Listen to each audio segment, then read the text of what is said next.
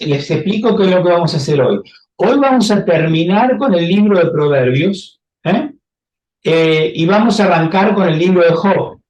Pero entre el libro de Proverbios y empezar a leer el libro de Job, vamos a hacer como hacemos siempre que empezamos un libro, que tratamos de hacer con una pequeña introducción. En este caso va a ser una introducción un poquitito más larga que lo normal, porque el libro de Job es un libro que ya vamos a ver. Yo sé que ustedes lo vieron, muchos de ustedes lo vieron en las clases de Biblia, pero yo voy a tratar de explicarles otra perspectiva. No porque lo que vieron está mal, por supuesto que no, pero la perspectiva esta que venimos viendo nosotros de cómo el libro de Job, el rol que cumple en este cuadro que habíamos visto de cómo fue avanzando la sabiduría de Israel, ¿no? Entonces el libro de Job es una bisagra entre una visión y la otra, y lo vamos a enmarcar en eso. Por eso yo les decía cuando empezamos, ustedes deben haber vieron, estoy seguro que vieron varios de estos libros, por lo menos Job y Eclesiastés, que lo han visto en la clase de Biblia con Patricia, pero nosotros lo vamos a enfocar desde otro lado, ¿ok? Entonces lo vamos a enfocar desde ese lado más del rol que tienen estos libros en el avance de la sabiduría de Israel hasta que llega a la sabiduría de Jesucristo. O sea, nosotros vamos a ir haciendo un avance. Cuando lleguemos a la sabiduría de Salomón, no nos vamos a quedar ahí, vamos a hacer una última reunión para hablar de lo que es Jesucristo como la sabiduría del Padre, que es la nuestra, que es la de hoy, ¿no? Como para ponerle un punto final a lo que llamamos libros sapienciales, que en realidad, viéndolo de esa forma, entonces todos los evangelios son libros sapienciales, a pesar de que no estoy diciendo que son todos sapienciales, que se tratan de saber, pero como Jesucristo es la sabiduría del Padre, entonces con eso le vamos a poner un punto final, porque esa es nuestra fe hoy, ¿no? Entonces vamos a ir evolucionando. Vimos el libro de Proverbios, que sería lo primigenio, lo primero, y vamos a llegar hasta Jesucristo, que es la cumbre, ¿no? Entonces vamos a ir haciendo ese camino. En ese camino, hoy vamos a dar un paso para arriba, un paso muy importante, que es el libro de Job, ¿eh? Así que vamos a terminar primero con el libro de Proverbios. Ahora vamos a ver Proverbios 8, ahora les voy a explicar por qué. Proverbios 8 es el más importante, el proverbio más importante de la sabiduría personificada. ¿Se acuerdan que les había dicho en la clase pasada que para estos hombres la sabiduría era una persona, porque ellos no conciben los conceptos abstractos como los concebimos nosotros? Y les decía la vez pasada que por eso a ellos les resultó muy fácil endilgarle al diablo, por ejemplo, el tema de la maldad. Y ellos creían que la sabiduría, la prudencia, eran señoras, eran como una persona, ¿no? Era una persona que, depende de la época en la que hablemos, era una persona que estaba ahí con Dios, que era una persona casi mítica, casi con características casi de Dios, hasta que llega el concepto de que es una criatura creada por Dios. Pero eso también tuvo su evolución, ¿no? Entonces, estos hombres creían que la sabiduría era una señora, y por eso cuando nosotros hablamos de los poemas de la sabiduría personificada, que hay muchos, no solo en el libro de Proverbios, en otros libros, no los vamos a ver a todos porque no tenemos tiempo, pero sepan que hay otros libros de la Biblia que tienen poemas de la sabiduría personificada, ¿ok? Así que vamos a empezar con el Proverbio 8, que es quizás el más importante de los 31 proverbios que hay en el libro, el más importante en este aspecto de la sabiduría personificada, ¿no? Así que vamos a compartir, les voy a compartir la pantalla, si ahí tenemos bueno, yo voy a parar mi video porque me distrae. Bueno, ahí está. Entonces, muy bien. Ahora con este poema de la sabiduría personificada, Lo que vamos a hablar, o nos va a dar pie para hablar de una cosa muy importante y que es la que yo quiero encarar en todos estos libros, que es el tema de la espiritualidad del libro de Proverbios, ¿no? Y antes de empezar a hablar de la espiritualidad, quiero que definamos juntos qué significa la palabra espiritualidad, porque es una palabra muy maltratada en la iglesia, ¿no? Se habla muy livianamente de la espiritualidad, cualquier cosa es espiritualidad, y en realidad nosotros acá, yo no estoy diciendo que yo tengo la definición perfecta y las otras definiciones no funcionan, yo les estoy hablando de lo que yo voy a significar cada vez que hablo de espiritualidad. Para mí es la experiencia que tenemos cada uno de nosotros de la relación que tenemos con Dios. O sea, cada uno de nosotros tiene una relación con Dios y esa relación es una experiencia. Y esa experiencia de relación es lo que yo llamo espiritualidad.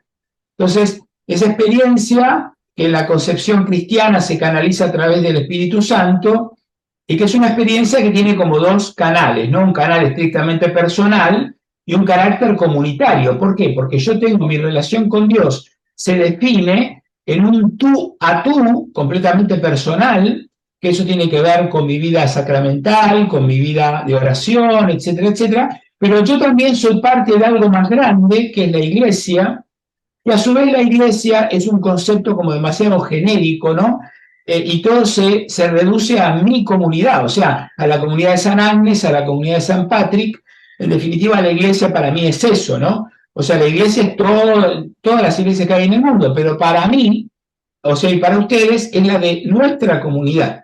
Entonces el hombre tiene esa dimensión, esa doble dimensión en la espiritualidad, una dimensión personal y otra comunitaria que son muy distintas, ¿no? Pero bueno, entonces, esto que vamos a ver ahora nos habla o nos deja ver, nos deja traslucir con claridad cuál es la espiritualidad, o sea, cuál es la experiencia que tienen estos hombres que viven en esta época de su relación con Dios. ¿Ok? Ahora van a ver que, bueno, traten de tener sus Biblias a mano, porque les voy a marcar un par de diferencias. Yo también voy a sacar la mía. Así vamos todos al proverbio número 8. Y empieza el que ustedes tienen acá, que yo les muestro acá en la pantalla, ese es la iglesia Cantera Iglesias, el de la Biblia de Cantera Iglesias. ¿Se acuerdan que les dije que es la Biblia? Sí. A mi criterio es la más cercana al texto hebreo. Ustedes deben tener otras Biblias. Vamos a ir hablando un poquito de las pequeñas diferencias que hay entre una versión y otra, ¿ok? Pero lo que sí tienen seguro y que van a ver es que este texto tiene 7 estrofas que tienen 5 versos cada uno. Ya le dije, ya hablamos del tema del número 7, no me quiero reiterar en cosas, ya saben que el 7 es el número de la totalidad, por lo que no es casual que tenga 7 estrofas. ¿Se acuerdan que les dije la vez pasada que el agiógrafo que escribió estos proverbios, cuando me escribe 7 estrofas, me dice algo? ¿Se acuerdan cuando vimos esos proverbios que tienen 22 versos, 21 versos, y yo les decía, porque son 21 las letras del alfabeto hebreo, y con eso me quiere decir algo? Bueno, acá tenemos 7 estrofas, ¿no? Entonces, fíjense, de 5 versos cada uno. Tenemos esas primeras 5, ¿ven esas dos niñitas que hay ahí? Bueno, ahí me marca un grupo del otro, ¿no? Entonces ahí tenemos un grupo, de la 6 a la 10 tenemos el segundo, de la 12 a la 16 el tercero, de la 17 a la 21 el cuarto, del 22 al 26 el quinto, del 27 al 36 el último. Entonces, en cada una de estos, son como unidades cada una de estas, ¿no? Son unidades. Entonces, vamos a ir viendo que aquí está todo lo que es la sabiduría antigua. Por eso me interesaba hoy dejarlo para el final, para la última clase del libro de Proverbios, porque es quizás el proverbio más importante. Quizás nos resume un poquito todo de lo que estuvimos hablando. Van a ver que respecto a la versión que ustedes tienen en las Biblias, yo he quitado aquí estos dos versos, ¿ven? Pues mejor es la sabiduría que las perlas y el temor de Yahvé es el odio del mal.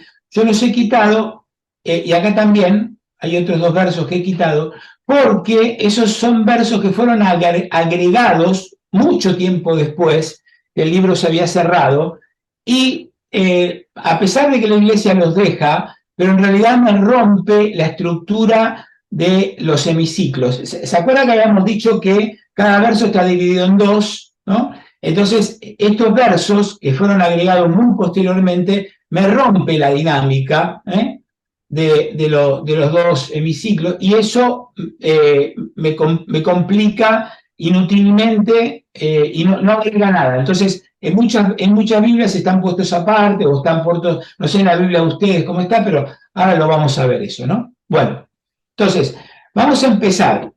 En los tres primeros versos se habla de doña sabiduría, de vuelta.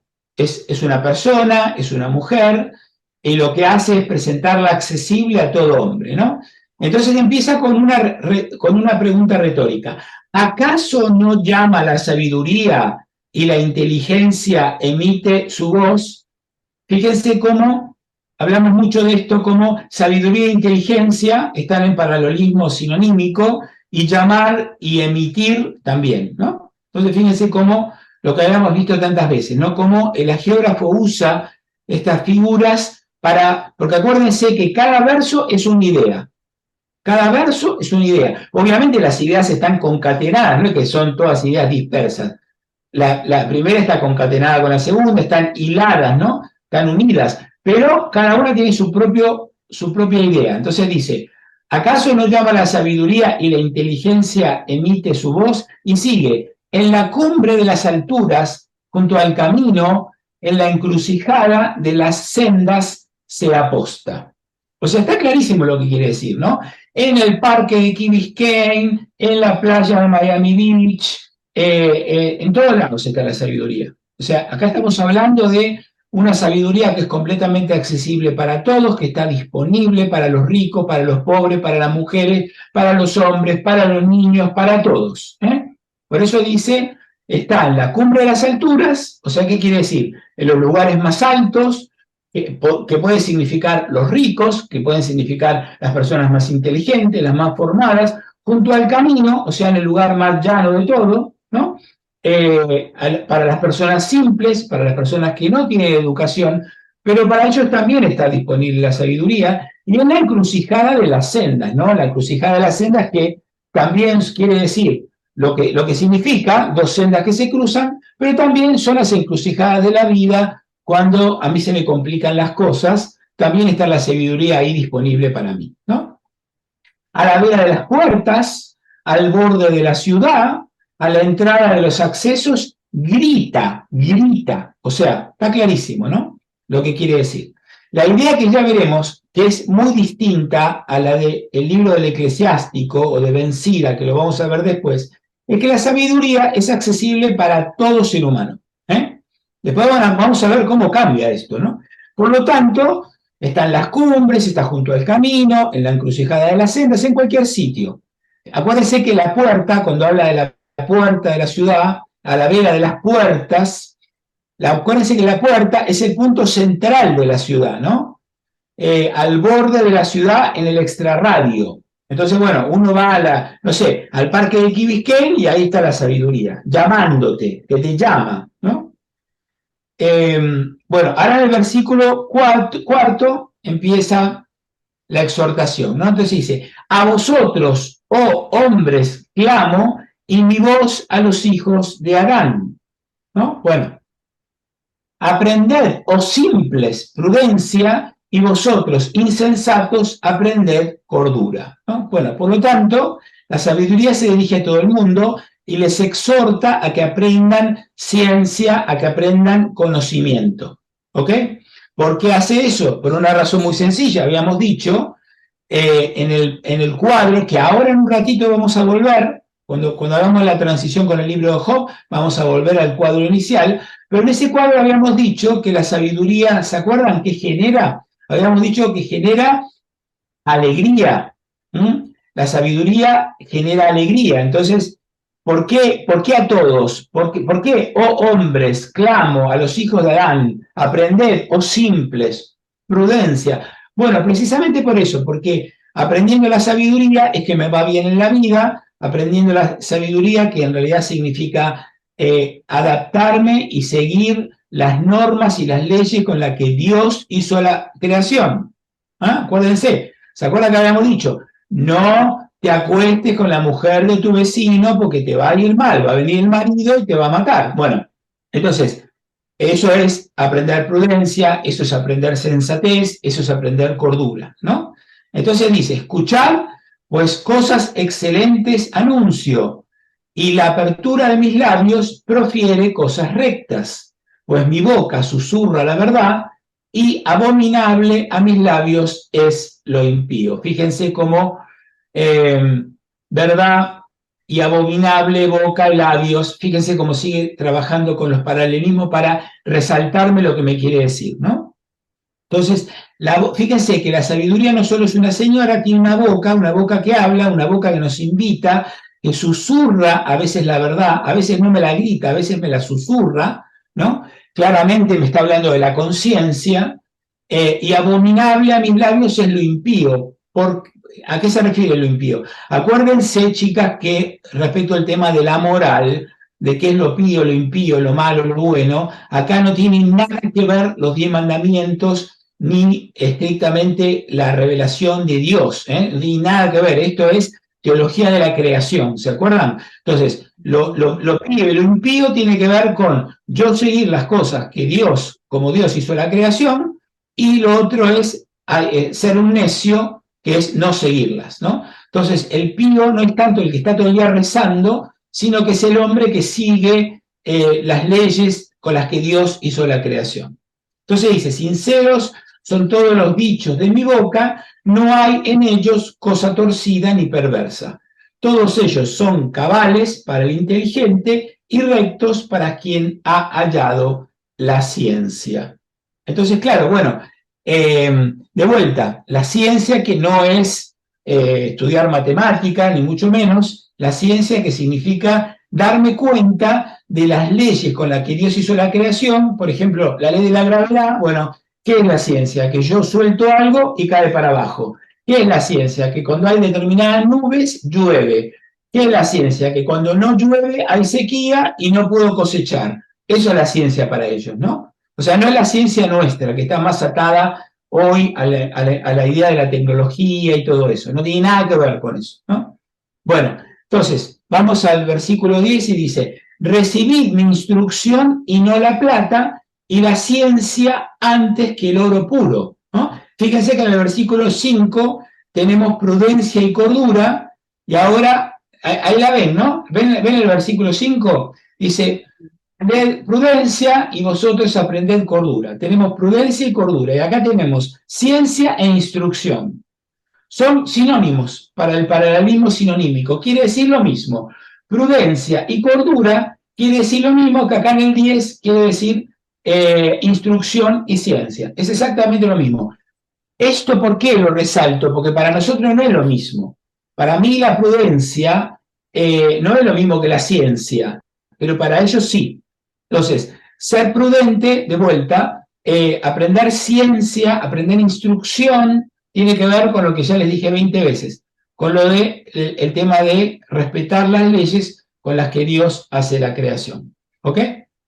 Y fíjense, en el versículo 7, fíjense cómo el 7 está en paralelismo con el 8, ¿no? Dijimos que el paralelismo puede ser interno, cuando están los mismos hemistiquios, o puede ser externo, que es cuando están en versos distintos. Y acá tenemos un lindo ejemplo, lo mismo el versículo 6 con el 9. ¿No? Fíjense, el 6 dice, ¿cuál es la idea? La sabiduría es asequible para todo el mundo. Si se recibe, si se aprende, y la sabiduría transmite la verdad. Es lo que dicen los dos, ¿no? Fíjense que el 6 dice, escuchad cosas excelentes, anuncio, la apertura de mis labios, prefiere cosas rectas, y en el 9 dice, todos son cabales para el inteligente, rectos para quien ha hallado la ciencia. El concepto es exactamente el mismo, ¿no? Bueno, Seguimos, dice, yo la sabiduría soy vecina de la prudencia y el saber reflexivo he hallado. Y en el 13, que falta este pedacito, porque eso lo agregaron después, el temor de Yahvé es el odio del mal. Bueno, eso en realidad vamos a dejarlo como era el original: altanería, altivez, mal proceder y boca perversa detesto. Acá habla como una persona, ¿no? O sea, habla en primera persona, como cualquier persona. En realidad la sabiduría dice, yo la sabiduría, ¿no? Y dice que es vecina de la prudencia, ¿no? Bueno, este verso, el verso el primero, que también saqué, este verso que dice, pues mejor es la sabiduría que las perlas y todas las joyas no la igualan.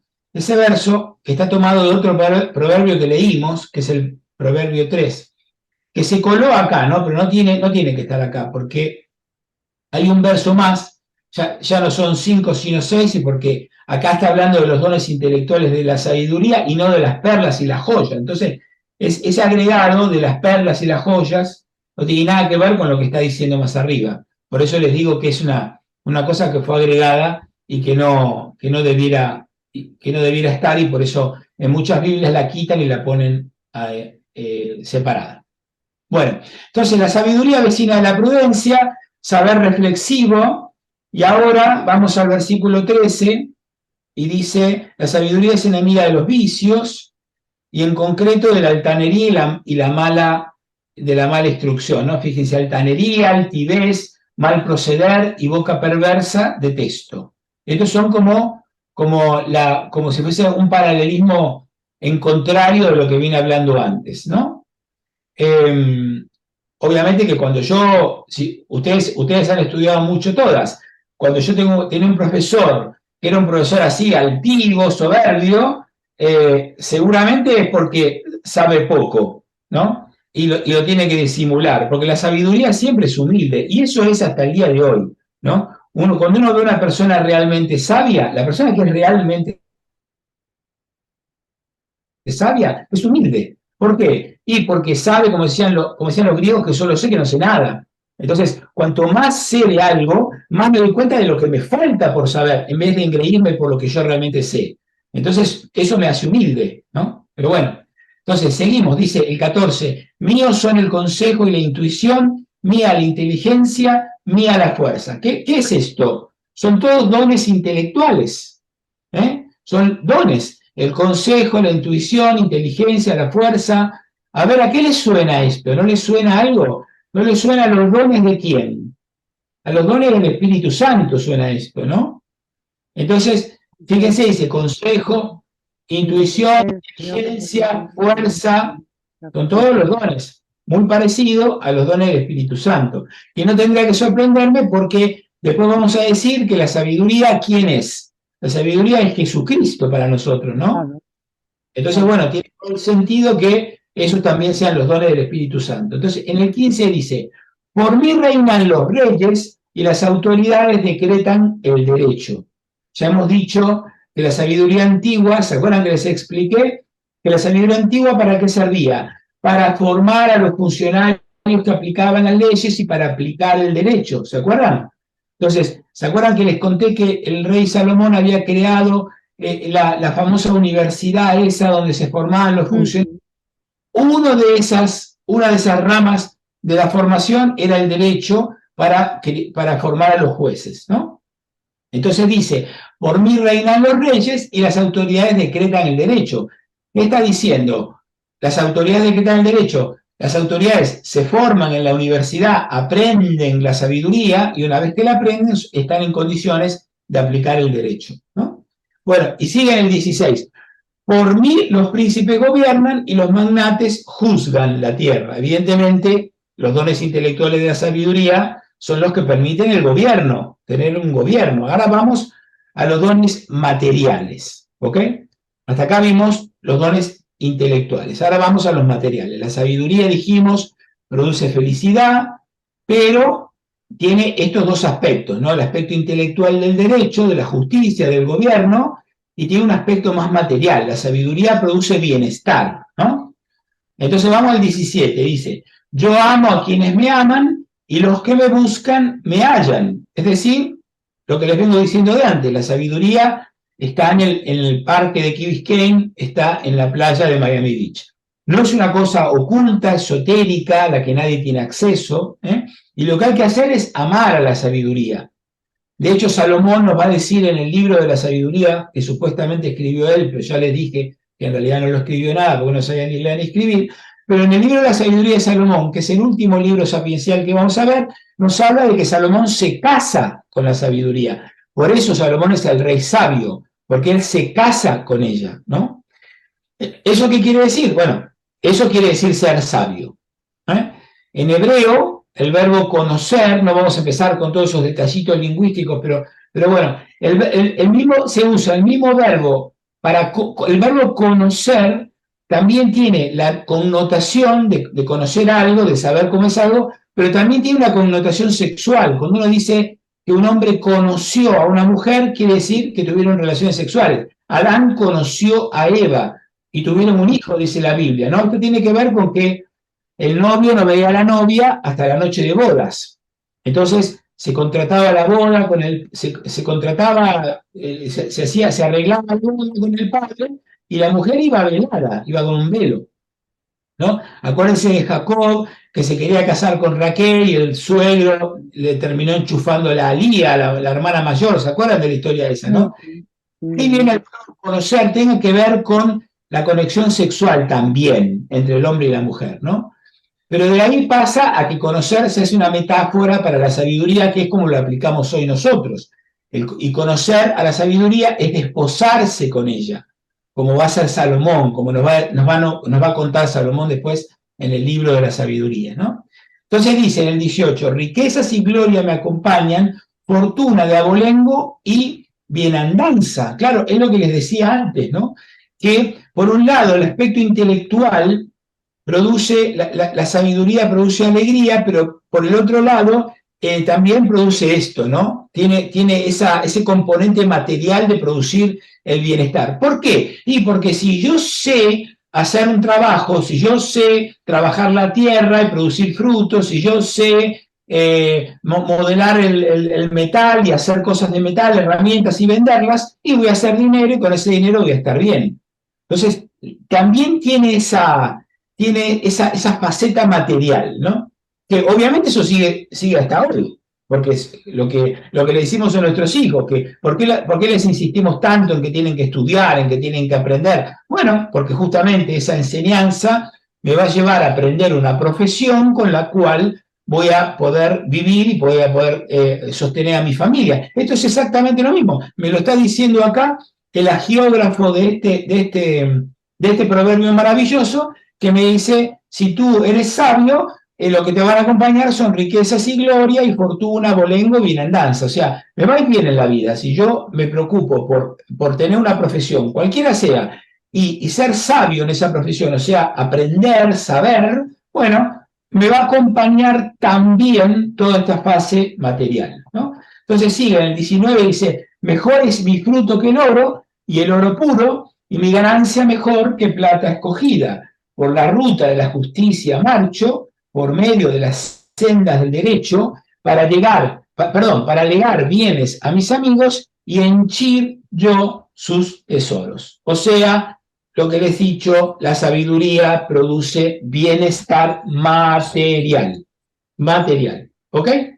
Bueno, seguimos. Vamos a la estrofa siguiente. En este texto, acá dice, a ver, vamos al 22, acá empezamos acá en el 22, acá van a ver que dice, Yahvé me creó. Bueno, el texto el hebreo usa un verbo, que es el verbo cananín, pero no importa. Este es el verbo que utiliza Eva cuando da luz a Caín, ¿eh? Y dice, he adquirido un hijo. De hecho, caná quiere decir adquirir, ¿eh? Que tengo una cosa que antes no tenía. Entonces, cuando una mujer da a luz un hijo, ahora tiene un hijo que no tenía. Entonces, en hebreo, habría que traducirlo en el sentido de que Yahvé me engendró, ¿no? Algo así.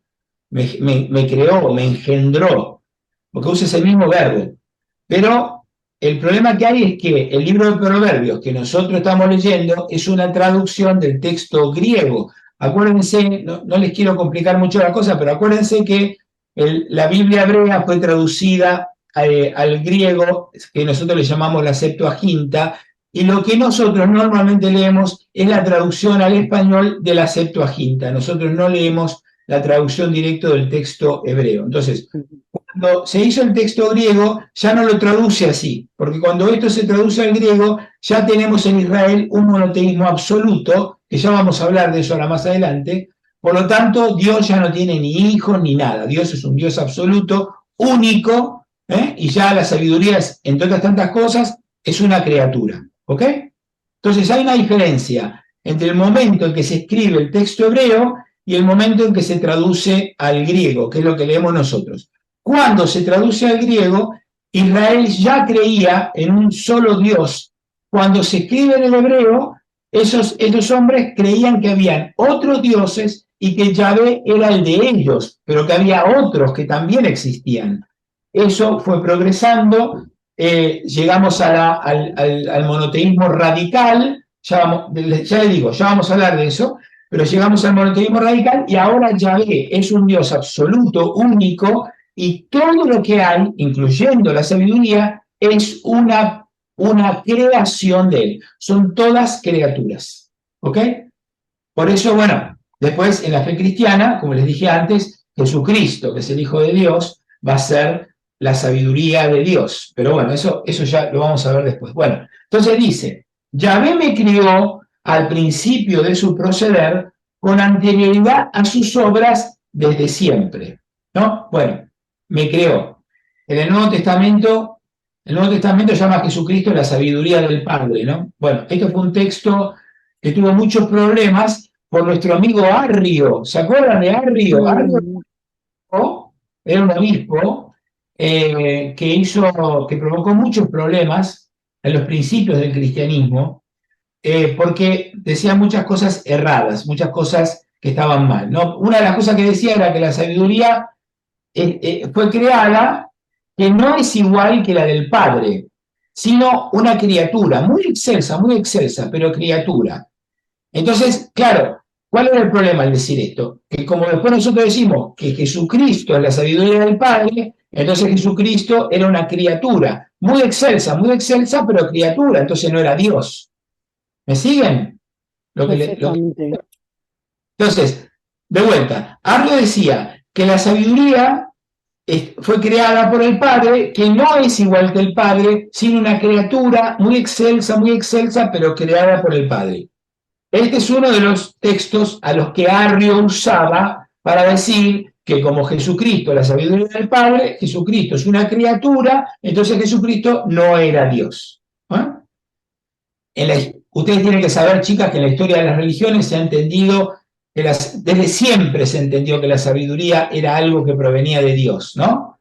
¿Se acuerdan que, bueno, no sé si se van a acordar, pero en la mitología griega, en un momento dado, Zeus, el dios Zeus de los griegos, ¿no? Tiene un dolor de cabeza. Entonces llama a Hefesto y le pide que le abra la cabeza, que le saque lo que tenía. Y Hefesto creo que le da un hachazo, creo que con un hacha le abre la cabeza, y de la cabeza, ¿quién sale? Atenea. ¿Se acuerdan de esa historia? Que era una diosa virgen, pero virgen en el doble sentido, en cuanto que ella fue concebida virginalmente porque nace de la cabeza de Zeus, pero a su vez es virgen porque ella no es una diosa que después vaya a tener novios o maridos, ¿no? Entonces ella no tiene a nadie, está sola. Entonces, virgen de los dos lados. Entonces Atenea empieza siendo la diosa de los griegos, pero al principio de todo era la diosa de una sabiduría militar. Ella era la diosa de la sabiduría militar. En una batalla, el general sabio era el que ganaba. Entonces, a medida que Atenea, que era la diosa de Atenas, va pasando a la cultura, después se convierte en la diosa de las artes y la diosa de la cultura. Pero originalmente era la diosa de la inteligencia militar. Entonces, al principio, si el ser humano era rico y tiene un par de esposas, entonces, claro, eso se compara con las dos esposas divinas que supuestamente al principio tenía Yahvé. Una era la sabiduría y otra era Aserá, que era la diosa de la fecundidad. Entonces, bueno, todos esos líos. Entonces, bueno, por eso, lo que está diciendo acá es, para que ustedes sepan, este versículo es el versículo más de todos los libros sapienciales, el que provocó más problemas por lo que dice, porque dice, Yahvé me creó. Entonces, como nosotros después decimos, Jesucristo es la sabiduría, entonces, ¿cómo es? Entonces, si Yahvé lo creó, también lo creó a Jesucristo, entonces Jesucristo no puede ser Dios, ¿no? Y ahí vino todo este lío. Bueno, entonces seguimos. Desde la eternidad fue constituida desde el comienzo, antes de los orígenes de la tierra. Es decir, la sabiduría es lo primero que existe, lo primero, ¿ok? Y sigue, cuando aún no existían los océanos fue engendrada, cuando todavía no existían las fuentes ricas en agua. Claro, engendrada, todavía no fue engendrada, pero evidentemente por Dios, obviamente se está refiriendo a Dios, ¿no? Antes de que las montañas se hubiesen asentado, antes de que los collados fui engendrada, cuando aún no había hecho tierra ni campos, ni la masa de los átomos de polvo del orbe. Por lo tanto, ¿qué quiere decir esto? Que la sabiduría es algo que Dios ha engendrado, ha creado, producido, lo primero de todo, para crear el mundo con sabiduría y el mundo en la sabiduría. Acuérdense que las dos cosas están presentes. Dios crea para estos hombres, crea el mundo con ella, con la sabiduría y en ella. ¿Ok? Bueno, sigue en el 27. Cuando aseguraba los cielos, allí estaba yo. Cuando trazó un horizonte sobre la faz del abismo. Aquí fíjense que interesante, este verso me hace acordar de algo. Aquí tienen la cosmología que habíamos hablado, no sé si se acuerdan al principio de todo, la cosmología que incluye el abismo, que es el mar, la bóveda del firmamento, que separa las aguas de arriba de las aguas de abajo. Acuérdense qué creían ellos, ¿no? O sea, ellos veían el cielo y lo veían azul. Entonces, ¿ellos qué creían? Que había una bóveda, literalmente una bóveda, como si hubiese una bóveda. Imagínense, ellos no creían en eso, ¿no? Pero como si hubiese una bóveda de vidrio, ¿no? Algo que ellos no entendían bien qué era, pero que había una bóveda que aguantaba el agua que había arriba. O sea, ellos creían que el cielo que ellos veían celeste era agua. Entonces, ¿qué pasa? Que cuando llovía era porque por alguna razón se filtraba el agua que está arriba de esa bóveda, y caía del cielo.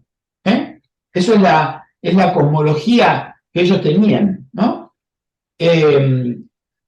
Y hay dos lámparas, que son el sol y la luna, y la tierra, que siempre ha sido redonda, lo que no ha sido siempre esférica, pero ellos creían que era como un plato que flotaba sobre el abismo, ¿no? Esto es lo que este autor tiene en la cabeza, y que es lo mismo que tiene en la cabeza el que escribió el capítulo 1 del Génesis, que ya les dije que es un texto sapiencial, que no lo vamos a ver, pero el capítulo 1 del Génesis de la creación es claramente un texto sapiencial.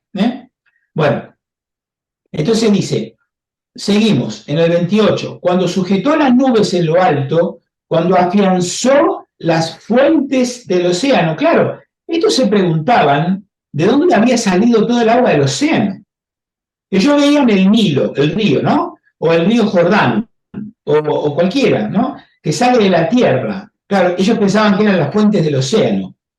Entonces, ahí hay otro verso que dice, cuando señaló su límite al mar para que las aguas no traspasen su mandato. Claro, Dios lo que ha hecho, como dice en Génesis 1, es civilizar las aguas, ponerlas en orden, ¿no? Ponerlas como en caja, porque el agua en la mitología cananea representa el mar. ¿Se acuerdan? ¿Se acuerdan por qué Jesús camina arriba de las aguas? Por eso Jesús camina arriba de las aguas. Y por eso dice que Él los hace pescadores de hombres. Y no dice que lo haga cazadores de hombres. ¿Por qué? Porque ellos van a ir a pescar hombres al mar, a sacarlos del mar, que es el síntoma del mal, ¿no? Entonces, que los apóstoles vayan que sean pescadores de hombres es sacarlos del mar, que simbolizaba el mal, para traerlos a Dios, ¿no? Entonces, bueno, el 29 seguimos. Esperen que le subo un poquito acá. Ahí va. Muy bien. Entonces el 23 dice, cuando trazó los cimientos de la tierra, junto a él estaba yo como artífice, ¿no? Bueno, esto se puede traducir de muchas maneras. Ustedes seguramente lo van a ver de otra manera en sus Biblias. Lo que se puede decir es que como arquitecto o como hijo, como consejero, ¿no? Lo van a ver ahí. Acá dice artífice, pero ustedes pueden encontrar cualquiera de todas esas traducciones. Entonces, ¿qué dice? Dios crea el mundo con sabiduría y por eso, acuérdense lo que dice Pablo en Colosenses, todo fue creado por él y para él, porque Cristo es la sabiduría de Dios. ¿Ok? Bueno, seguimos. Y era su delicia día a día, jugueteando ante él en todo instante, jugueteando en su globo terráqueo y teniendo mis delicias en los hijos de Adán. Por lo tanto, la sabiduría lo que hace es el juego de la creación, las mariposas, los pájaros, los colores, las plantas, las flores, todo esto que Dios ha creado ha sido la sabiduría la que se lo ha dicho. Eso es lo que estos hombres piensan, ¿no? Ya desde antiguo la sabiduría, que es de Dios, que es accesible a los hombres en esta etapa de la sabiduría de Israel, y a la sabiduría le gusta jugar con Dios, con la creación, y como dice acá, se lo pasa fenomenal con los hombres, ¿no? Con los hombres sabios, ¿ok? Bueno, y los últimos, acá vamos a ver los últimos 5 versos, dice, empezamos en 32a, ahora pues, hijos míos, oídme, escuchad la corrección y sed sabios. Siempre, siempre, siempre los poemas y las instrucciones invitan a escuchar la sabiduría y acaban siempre en el mismo sentido. Esto lo hemos visto en varias. Acuérdense que dijimos que una de las formas de la literatura del libro que está presentes en el libro de Proverbios es el tema de la instrucción. ¿Se acuerdan? Bueno, este parrafito lo hemos visto muchas veces. Ahora pues, hijos míos, acuérdense que habíamos dicho que todo este tema de los hijos, del amante, no tiene que ver estrictamente con la cuestión de la sanguinidad, no es que sea hijo de la sabiduría, sino que está hablando de la relación íntima, de eso habla, ¿no? O sea, cuando yo me hago sabio, tengo una relación íntima con ella. Cuando yo me acuesto con ella y tengo relaciones, es porque, porque estoy tan íntimamente ligado a ella, que soy tan sabio, que hasta lo puedo llegar hasta carnalizar esa relación, ¿no? Bueno, entonces dice, feliz el hombre que me escucha y felices quienes guardan mis caminos. Como dijimos antes, la sabiduría produce felicidad. Acá está clarito, feliz el hombre que me escucha y felices quienes guardan mis caminos. Más clarito, como dicen los españoles, claro y en botella, ¿no? Bueno, seguimos. En el 34b dice, velando a mis puertas cada día, guardando las jambas de mis entrañas. Bueno, se supone que, ¿por qué dice esto? Bueno, se supone que esta doña sabiduría vive en una tienda, ¿no? Y el discípulo va a su casa a estudiar, que era lo que hacían los discípulos con el maestro, iban a su casa a estudiar. Entonces, ¿qué hace ella? Está velando a mis puertas cada día, guardando las jambas de mis entradas. Esos son los sabios, los que velan a las puertas de la tienda donde vive doña sabiduría. Y sigue, en el 35, pues quien me haya hallado la vida y alcanza el favor de Yahvé. Y ahí está la cuestión, ¿no? Uno se relaciona con Dios por medio de la sabiduría. Si no hay sabiduría, no hay relación con Dios en los libros sapienciales. No hay, chicas, no hay templo, no hay nada. Esto es la sabiduría. Por eso estos libros se los llaman libros sapienciales. ¿Se acuerdan que les dije la vez pasada que Dios se manifiesta, se revela de dos maneras, en la historia y en la creación? Estos hombres solo creen en la revelación de Dios en la creación. ¿Ok? Entonces, si yo soy sabio, si yo estudio, si yo aprendo las leyes con las que Dios hizo la creación, etcétera, etcétera, entonces me alcanza el favor de Yahvé. La relación con Él la tengo a través de eso. Y termina, más quien peca contra mí, o sea, lo contrario, se perjudica a sí mismo, y cuantos me odian aman la muerte. Bueno, yo acá puse peca, capaz que en sus Biblias se encuentran otra cosa, capaz que en sus Biblias se encuentran otro verbo. En realidad, lo que quiere decir es equivocarse, ¿no? Más que pecar. Equivocarse. Por ahí en la Biblia de ustedes dice el que se equivoca contra mí o algo así, ¿no?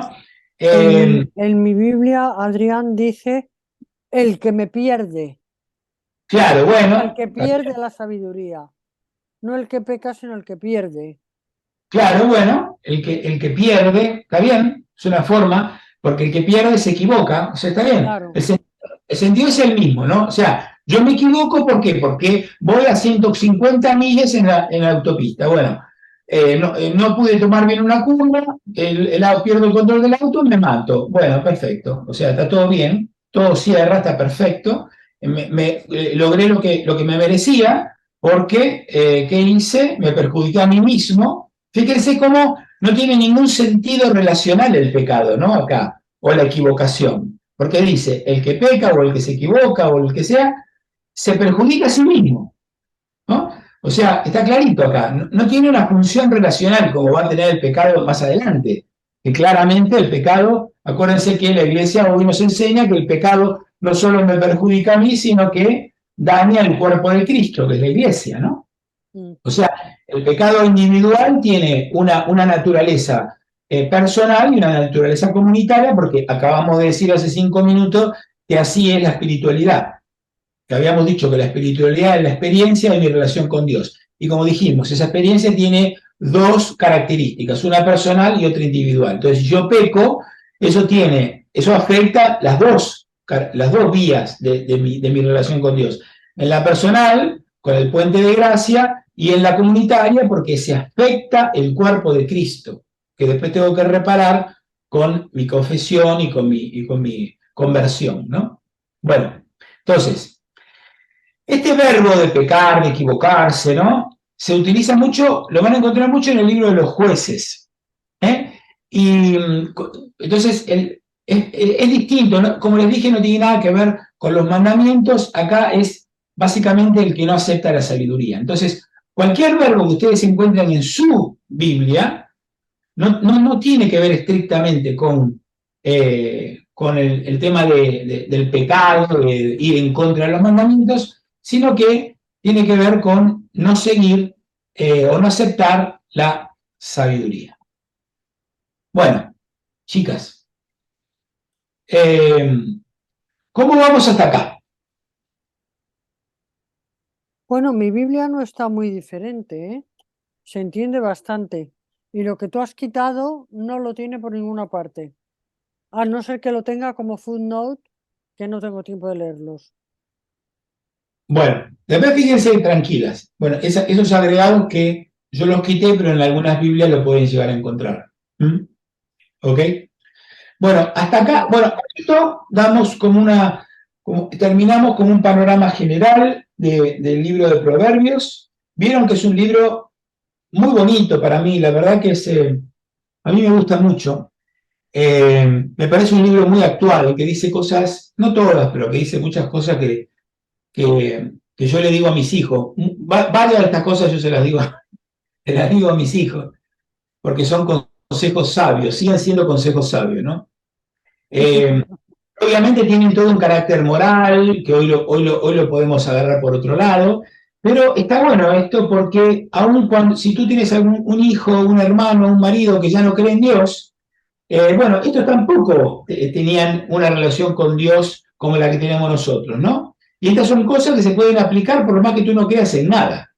Porque si yo le digo a mi hijo, mira, no te metas con la mujer del vecino porque va a venir el marido y te va a pegar 2 tiros, y eso era aplicable hace 2700 años cuando escribieron este libro y sigue siendo aplicable hoy. Y así muchas de las cosas que dice el libro, ¿no? A mí me parece que es un libro muy bonito. Y aparte, bueno, dijimos que está como atado al desarrollo de esta sabiduría. Así que bueno, chicas, ¿les queda alguna? Vamos a pasar ahora al libro de Job, pero antes quiero que me digan si no les quedó ninguna duda, si no quieren hacer ninguna pregunta de esto que vimos.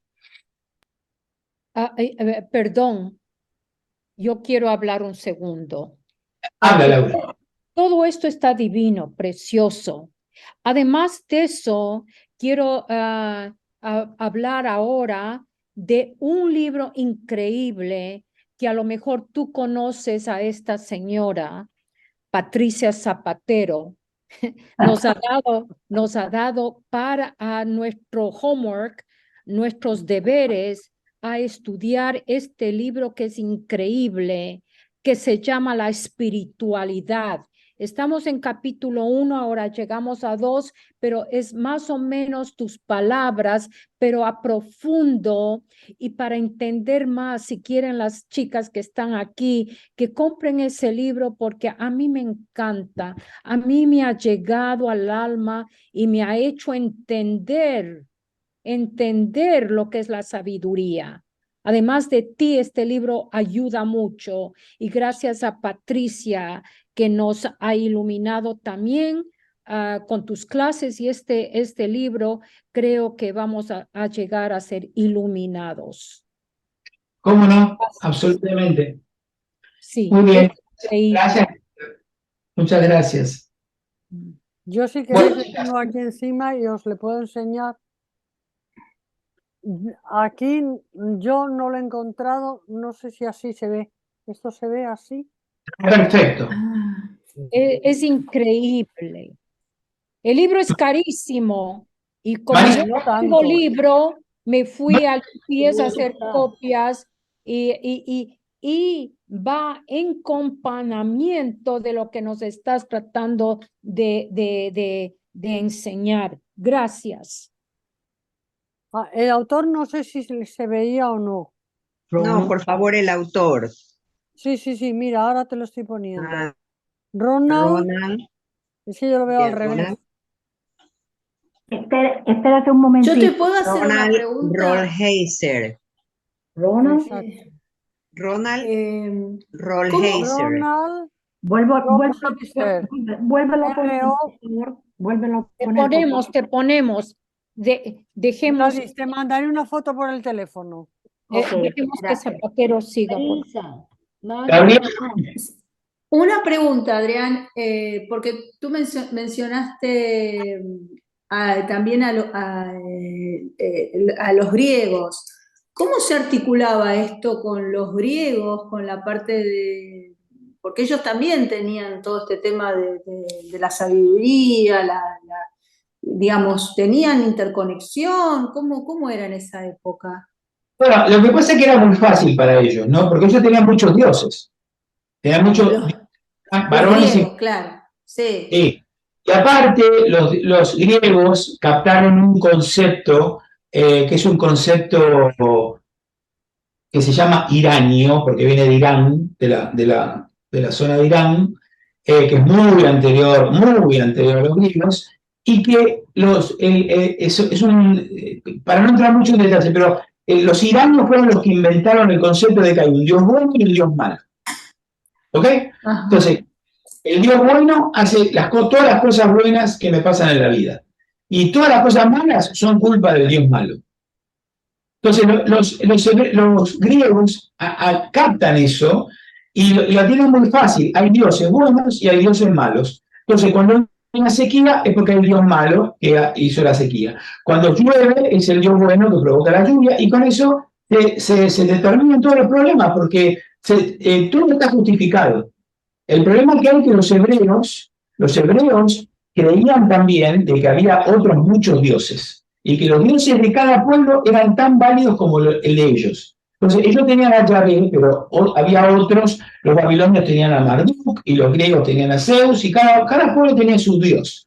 Pero después, a raíz de Bueno, una... a eso me refería. En esa época era como que se respetaba, digamos, existían los otros y cada uno, Sí, digamos, estaba...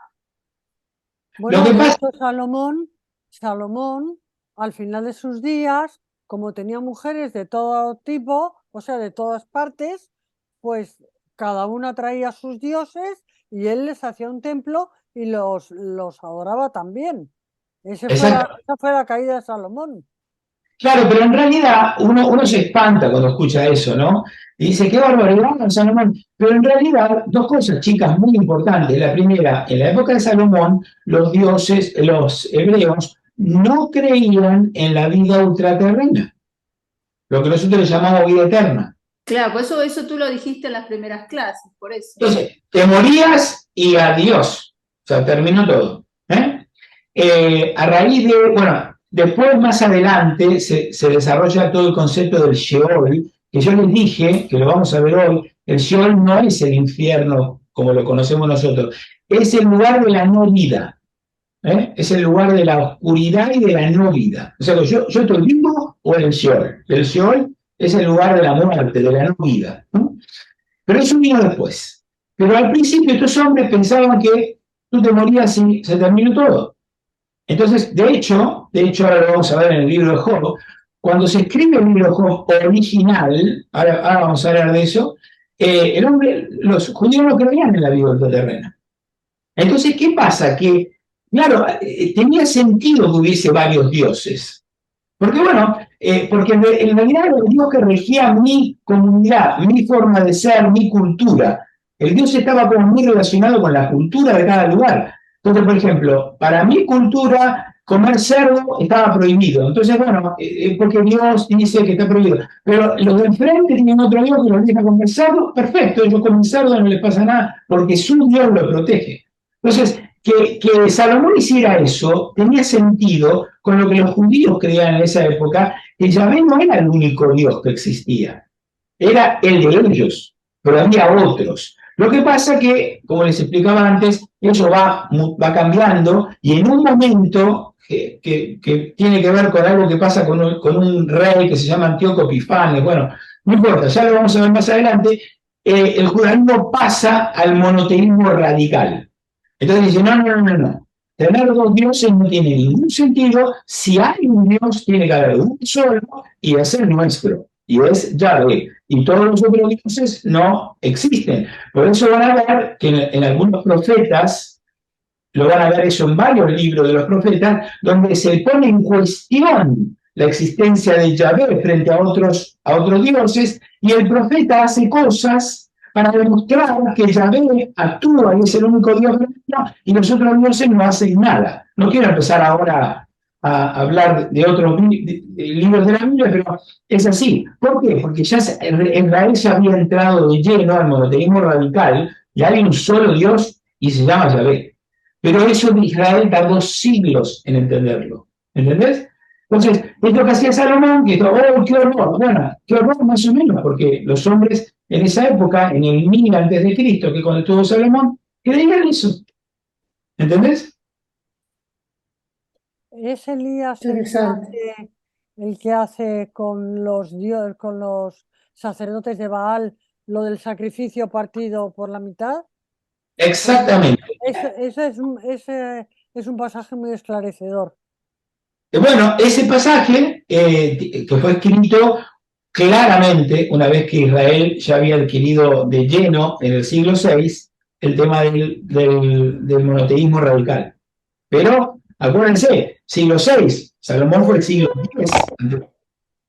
Así que pasaron cientos de años hasta que entendieran ese concepto de que Yahvé es uno solo. Me parece una cosa foránea para nosotros, ¿no? Por decir, qué tonto, ¿cómo van a saber que hay otros dioses? Y pero nosotros hacemos lo mismo. Hacemos lo mismo. Lo que pasa es que no lo intelectualizamos, pero lo actuamos, porque tratamos muchas veces al dinero, a las relaciones, a los títulos universitarios, a los doctorados que tengo y no sé qué, como si fuesen dioses. Los trato a la misma nivel, especialmente el dinero. Los trato al mismo nivel, ¿no? Entonces, ¿dónde tengo mi seguridad? Ah, no, mi seguridad es que tengo $1.000.000 en el banco. Mi seguridad no es el Señor, mi seguridad es el dinero que tengo en el banco. Claro, después el banco cierra, o yo por cualquier razón pierdo todo el dinero y se me derrumba toda mi vida. Porque en realidad mi seguridad nunca tendría que haber estado puesta en el dinero. Pero lo hacemos. me da un sentido de tranquilidad. O sea, en vez de sentirme tranquilo porque estoy en las manos de Él y confío en Él y sé que me ama, que me cuida, no, me confío en el dinero que está en el banco. Y cuando hago eso, la tengo a la diosa Aserá, como los antiguos hebreos. Lo mismo, exactamente lo mismo. Así. Bueno, ¿alguna otra pregunta? Manuela, ¿tú quieres decir algo? No, nada, estoy oyendo. Bueno, chicas, nos queda un ratitito, pero vamos a, por un minuto, aunque sea, vamos a volver de vuelta para hacerles un pequeño intro de lo que vamos a ver la que viene. Ya se acuerdan de este cuadrito. Entonces, fíjense, ahora vamos a ir al tercer renglón, ¿no? Vamos a ver que la sabiduría se pone filosófica y crítica, ¿eh? ¿Por qué filosófica? Porque se hace preguntas desafiantes. Porque dice, ¿cómo que todo es armónico? ¿Cómo que Dios creó todo armónico? Eso es mentira, eso no es así. O sea, la creación tiene islas o porciones de sinsentido. Porque ¿qué pasó? Que el que iba a 130 millas por hora se salió de la carretera y resulta que mi hijo que estaba jugando abajo de un árbol, el tipo se sale de la carretera, lo atropella y lo mata. Entonces, ¿cómo es?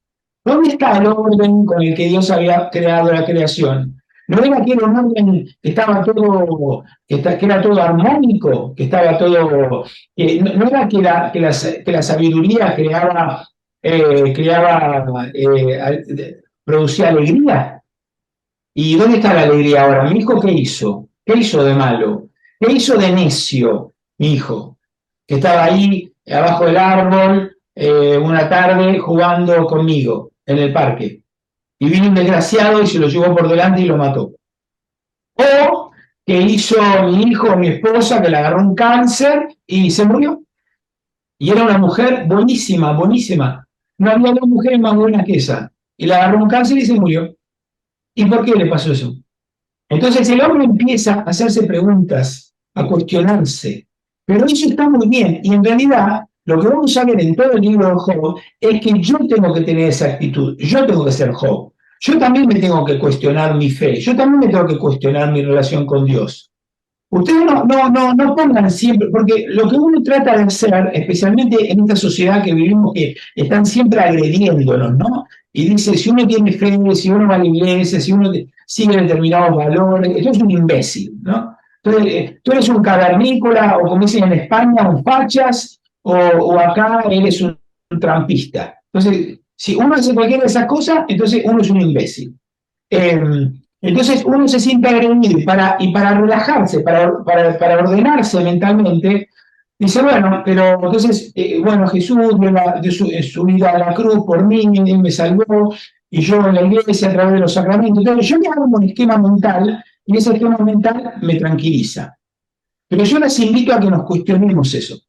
O sea, yo soy Job y ahora a mí me pasa una cosa desgraciada. Ahora, no sé, tengo un hijo y Dios no lo permita, se enferma y se muere. Y era un niño jovencito con la vida llena, la vida por delante, y no entiendo lo que pasa y me tengo que cuestionar. Y me tengo que cuestionar la fe y me tengo que cuestionar a Dios y me tengo que enojar con él como hacía Job. Job se enojaba, pero lo que yo les quiero invitar es a entender que yo soy Job.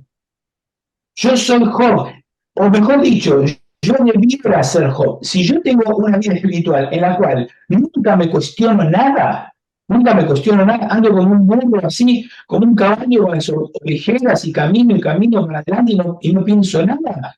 Y me tengo que cuestionar esa fe. Me tengo que cuestionar porque seguramente eso y otras partes de mi relación con él que no están bien. Entonces, me tengo que cuestionar muy especialmente cuando pasa algo malo.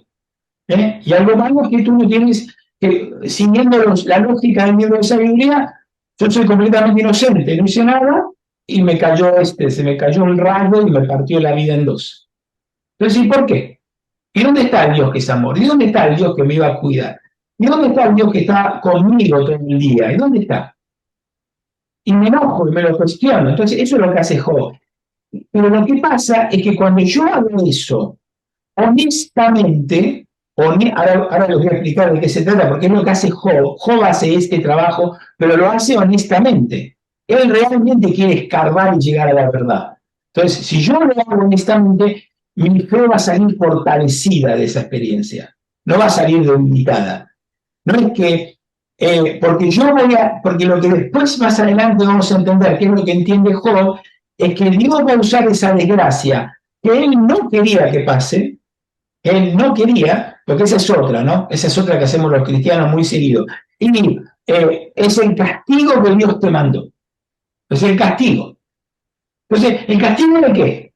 O sea, estaba mi hijo jugando bajo el árbol, el niño desgraciado, 100 millas por hora y lo mató. ¿Dónde está el castigo? ¿Qué dice? ¿Yo qué hice? ¿Mi hijo qué hizo? O sea, no es esa la explicación. O me enfermé y bueno, como diciendo, bueno, algo habrás hecho, ¿no? Porque eso es lo que decía, eso es lo que en el libro de Job se va a jugar. ¿Qué es lo que le dicen los amigos? Admití que pecaste y Dios te va a perdonar y vas a seguir adelante y vas a restaurar la relación con Dios. Y Job dice, no, yo no hice nada. Yo no hice absolutamente nada. Yo era un hombre justo y me cayeron todas, me caen juntas. Bueno, ¿Y ahora por qué? Bueno, Adrián, peor es el ciego Bartimeo, que nace ciego y le dicen a los padres que algún pecado habrán No. hecho. El Eso es ciego lo que al decía. nacer y los padres ni se sabe. Por eso Jesús dice, ni él ni los padres. Los amigos lo machacan a Job. Bien. Algo hiciste. Ahora, cuando tú dices que nosotros nos tenemos que cuestionar, yo creo que en un primer momento uno dice, bueno, ¿por qué a mí? O una cosa así. Pero yo creo que en este camino ya uno dice, bueno, Dios sabe lo que está haciendo, ¿eh? Es muy triste y muy doloroso y todo eso, pero Dios está a mi lado. Yo Claro, creo Dios que la gente que falla. ¿Ah? tú la conoces a Pipita, ¿no? ¿Perdón? Tú la conoces a Pipita. Claro. Ajá, ¿y qué pasó? Tiene ELA. ¿Sabes lo que es el ELA? No te oigo bien. Si sabes lo que es el ELA, la esclerosis lateral amiotrófica. Ajá, sí. Bueno, Pipita tiene ELA. Probablemente, lo más probable, es que en menos de un año se muera. Probablemente que, perdón, no entendí. Ya te lo explicaré yo. Es una cosa Claro. grave. Perdóname, ¿qué tú me dijiste, Marisa? Ya te lo explicaré. Es una cosa grave. Sí, muy Entonces- grave. Es una cuestión inmunológica y degenerativa y con un final tremendo. ¿Cómo se Y la- llama? Una persona que Era. la tiene Era. bien y lo está llevando muy bien. Y la pregunta es, ¿y por qué? ¿Qué hizo Pipita? Nada. Entonces, ¿por qué? ¿Dónde estaba Dios? Dios a su lado siempre. Bueno, pero ¿sabes qué pasa? Que cuando Pipita está en una silla de ruedas que no puede ni caminar, ni hablar, ni nada cuadripléjica, como va a terminar antes de morir, es una cruz bien pesada para llevar. Y la pregunta es si Pipita es una mentirosa. Se la pasó ayudando a todo el mundo toda su vida. Que Patricia la conoce desde que son adolescentes. Y toda su vida fue igual, toda su vida ayudando a las personas. Y ahora le cayó esta. ¿Y por qué? Sí. Entonces, tiene que cuestionar estas cosas, como le pasa a Job. ¿Qué le pasa a Job? Que lo pierde todo, lo pierde absolutamente todo. Horrible. Entonces, bueno, entonces la pregunta es, ¿y dónde está Dios? Entonces, por eso dice que es un tipo de sabiduría crítica. ¿Crítica en qué sentido? En que yo me animo a criticar la fe que yo tengo, no a Dios, a criticar la fe y cuestionar con preguntas la fe que yo tengo, pero no para enojarme con él, sino para entender de qué trata esta relación. Por eso dijimos que la espiritualidad la habíamos definido, ¿no? Como es hablar de la experiencia de la relación que yo tengo con Dios. Entonces, esa experiencia se nutre de las cosas que me pasan. Entonces ahora me cayó el ELA y ahora estoy cuadripléjico y ahora, bueno, a ver cómo sigue la relación esa, ¿no? Esa relación en que está avanzada. Y yo entender que yo tengo que entender esa enfermedad como lo que no es una cosa que Dios quiere. Que Dios la permite, sí, la permite, pero Él no la quiere, no quiere que yo me enferme. Entonces, son cosas que pasan aleatoriamente y yo Como tengo la que... pandemia, como el COVID. Exactamente, como el COVID. Entonces, el COVID es peor, porque por ahí el COVID fue creado en un laboratorio en China, no sé, bueno, no sé. Pero bueno, entonces me cayó el COVID, yo tengo un amigo mío, un íntimo amigo mío, de Buenos Aires, 55 años, le agarró el COVID y se murió, y dejó una familia con 3 hijos, dos de los cuales menores. Y yo digo, ¿y por qué? ¿Por qué ¿Por qué? No había otro malo para el COVID. Entonces, lo que pasa es que, vuelta, si yo empiezo a pensar, bueno, pero yo soy bueno, el malo se merece eso. Pero entonces algo anda mal. ¿Por qué el malo se merece? O sea, ¿entienden lo que digo? Esta crítica, estas preguntas y este cuestionamiento me lleva a conocerme mejor a mí mismo y a reconocer la relación que yo tengo con él y a mejorarla.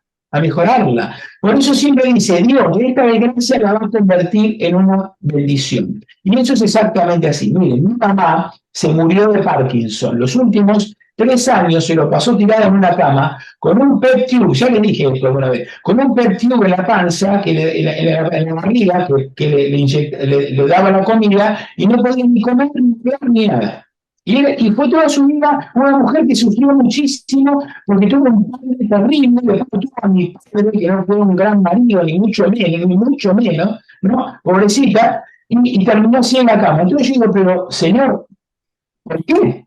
Entonces, en mi familia, que era una familia completamente destruida, desagregada, cada uno por su lado, yo tengo 2 hermanos, uno por un lado, el otro por el otro, yo por el otro, mi padre por el otro, mi madre por el otro. La enfermedad de mi madre nos juntaba a los 5 alrededor de la cama de mi madre hasta que mi madre se murió. Y a raíz de esa experiencia, hoy estamos los 4 unidos.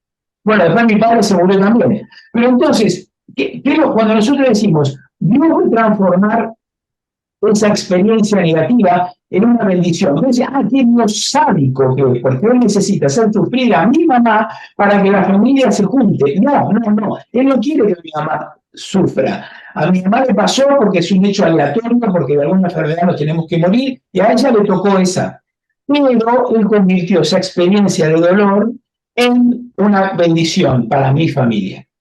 ¿Se entiende? Lo que pasa es que cuando tú eres la que está tirada en la cama cuadripléjica, y te la voy a oír, porque hay que llevar esa cruz, ¿no? Hay que llevar esa cruz. Y por eso vamos a leer todo el libro en esa clave, en la clave mía, ahora soy yo. Entonces vamos a ver cuáles cosas yo perdí, qué personas me dejaron, qué personas se fueron, qué personas se murieron, qué cosas materiales perdí, y eso cómo me afectó mi relación con Dios. Y eso es lo que quiero que hagamos en todo el libro. Vamos a leer todo el libro en esa clave. ¿Ok? Entonces fíjense que decía, se desarrolla en el círculo de los sabios, es una sabiduría crítica, reflexiva, como les decía antes, es una sabiduría internacional. ¿Por qué? Porque en el libro de Job vamos a encontrar que todo, primero, el libro está basado en un cuento antiguo, muy antiguo, de otra cultura que no tiene nada que ver con los hebreos. Entonces, después de la clase que viene les voy a explicar en detalle cada cosa, ¿no? Pero ahora vamos a dejarlo así como introducción. Entonces, dijimos que es crítica, reflexiva, pero que es internacional. Porque ¿cómo se llaman los amigos de Job? No se llaman ni Abraham, ni Jacob, ni David, ni nada. No eran judíos, tienen nombres raros, y habla de una ciudad. De hecho, el libro empieza nombrando a una ciudad, que nadie sabe dónde queda, ni siquiera si existe, porque lo más probable es que Job sea un personaje inventado, porque era un cuento, ¿no? Entonces, ¿pero qué pasa? ¿Por qué los judíos toman este cuento y lo transforman lo transforman en un libro sagrado que habla de su relación con Dios? Porque dijimos que la sabiduría es internacional, ¿se acuerdan? La sabiduría no es la revelación de Dios al pueblo de Israel. En este estadio del libro de Job, la sabiduría está también en otros pueblos que me pueden enseñar cosas y yo las puedo incorporar en clave judía o en clave hebrea. ¿Ok? Entonces, ¿cuál es el objetivo del libro de Job? Entender las últimas cuestiones de la existencia, muy especialmente la muerte. La muerte, a eso apunta. A eso. ¿Cómo es la teología? ¿Se acuerdan que habíamos hablado de que el libro de se los dije 20 veces, perdón que le repita las cosas, dijimos que era teología de la creación. Ahora esto cambia, esto es teología del misterio. Dios es un misterio que yo no puedo entender. ¿Y qué se provoca? Una crisis. ¿Crisis qué quiere decir? Cambio. Entonces, viene el auto a 120 millas por hora, mata a mi hijo que está debajo del árbol, y yo digo, eso no tiene nada que ver con la creación, eso tiene que ver con otra cosa. Entonces hay un cambio que lo vamos a ver clarísimamente en el libro de Job, ¿no? Y los dos libros que son los grandes libros que hablan de la sabiduría esta filosófica y crítica, es no solo Job, sino también Cogelet, por lo que ustedes le llaman el Eclesiastés. ¿Ok? Entonces, por eso se acuerdan que la primera clase le dije, vamos a ir y volver de este cuadro inicial, porque es muy importante para entender por qué esto forma parte de la progresión. Y como les decía antes, Job es un libro bisagra y lo vamos a ver en esa clave. Yo soy Job, a mí me quitaron las cosas, yo me enfermé, a mí me dejó mi marido, mi esposa, y ahí qué pasa con la relación con Dios. ¿Ok? Ok. Bueno, y como son 8:59 y después, señor, si no, después mi mujer me reta, que dice que los retengo acá, ustedes tienen hambre, me dice ella que se quieren ir a comer con sus maridos, con sus novios, con lo que sea, con sus hijos. Como son 8:59, vamos a dejar la clase acá, salvo que ustedes, alguien tenga alguna otra pregunta. Sí, Adrián. Adrián, darte las gracias por la clase de hoy, porque Adrián esta mañana ha tenido una pequeña intervención en la boca. Ah, sí. Me quitaron una... Ave María. O sea que... Muchas gracias. Adrián, Gracias. Todos los días gracias, pero hoy más. Porque yo no sé cómo has podido hablar tanto, si eso te molesta. Adrián, perdóname que interrumpa un segundo nada más. Perdóname que interrumpa un segundo nada más y no, aunque me estoy saliendo de lo que es la clase, pero me parece que es muy importante. No sé si ustedes saben que este fin de semana se va a celebrar una conferencia satánica en Boston. ¿Cómo? En Boston. Una conferencia satánica, la más grande del mundo. Y desafortunadamente todos los tickets están vendidos. Entonces el arzobispo de Boston está pidiendo que todas las iglesias tengan expuesto el Santísimo, que no se haga manifestación ninguna en Boston, pero que estemos orando, que recemos el rosario constantemente y que estemos en oración. Perdón si paso esta información, pero yo creo que es de una importancia bien grande. Ay, es lo que ha pedido el obispo. Escúchame una cosa, Gladys. ¿Por qué no se lo dices a nuestro párroco? Yo le pasé un mensaje a Jaycee.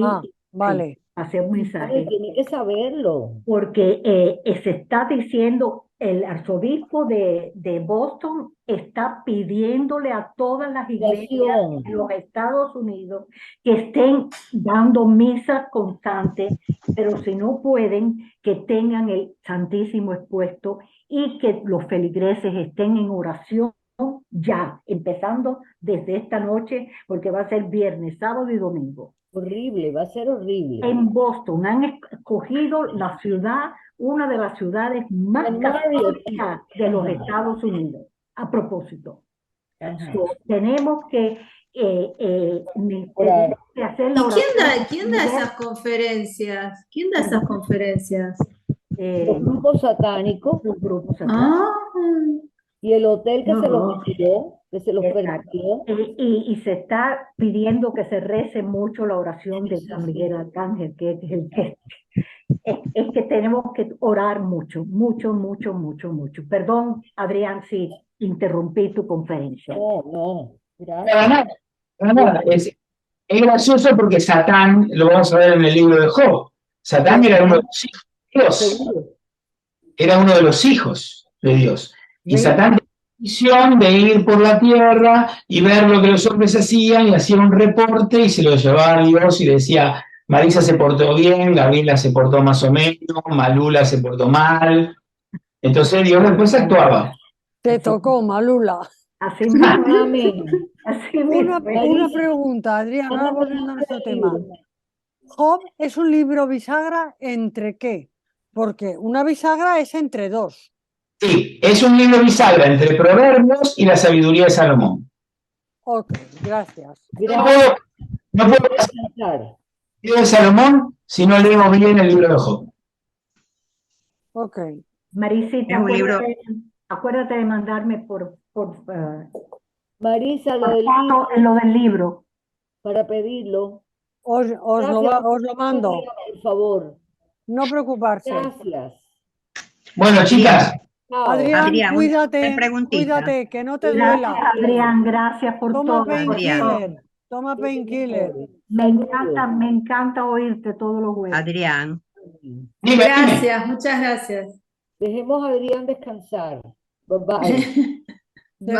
Adrián, una pregunta, perdón, Adrián, ¿tú enviaste este cuadro de la sabiduría de Israel? ¿Lo Sí, enviaste? Sí. sí. Ya, muy bien. Muchas gracias por todo, ¿ah? Adrián, excelente tu clase. Un beso para Patricia y para todos Gracias, ustedes, Andrea. queridos compañeros. Un abrazo. Que Chao. tengan una buena semana. Gracias. Chao, chao. Gracias.